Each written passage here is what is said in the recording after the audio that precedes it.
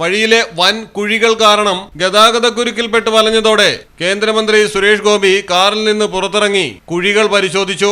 തൊട്ടു പിന്നാലെ എത്രയും വേഗം വിഷയം പരിഹരിക്കണമെന്നാവശ്യപ്പെട്ട് പൊതുമരാമത്ത് സെക്രട്ടറിയെ സ്ഥലത്ത് നിന്ന് ഫോൺ വിളിച്ചു.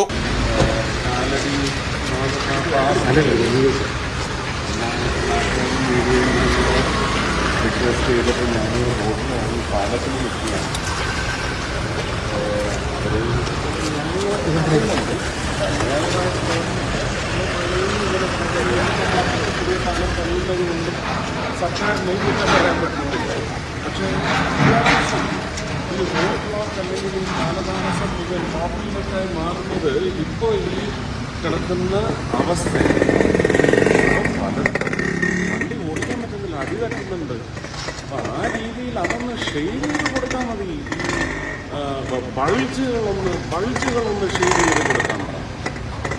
ഒന്ന് ഇപ്പം തന്നെ ആരെങ്കിലും അയക്കൂ. ശരി ശരി.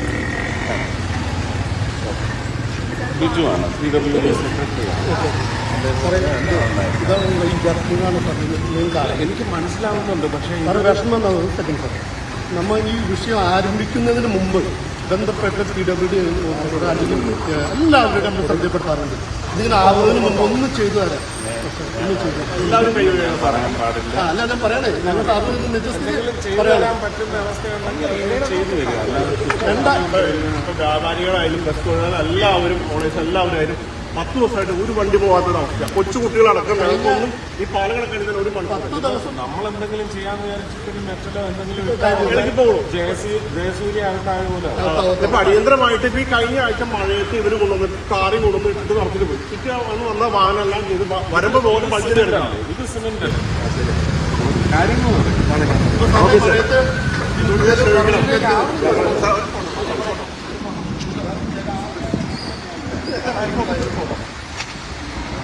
ഇത് എപ്പോഴും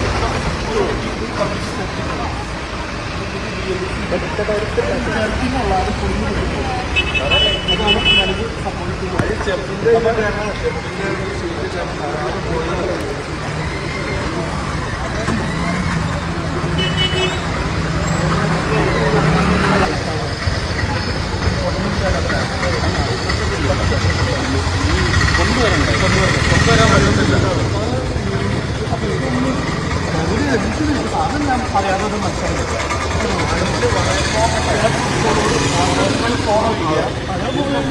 തൃശൂരിലേക്ക് പോകും വഴി എറണാകുളം കാലടിയിലാണ് സുരേഷ് ഗോപി ഗതാഗതക്കുരുക്കിൽ കുടുങ്ങിയത്.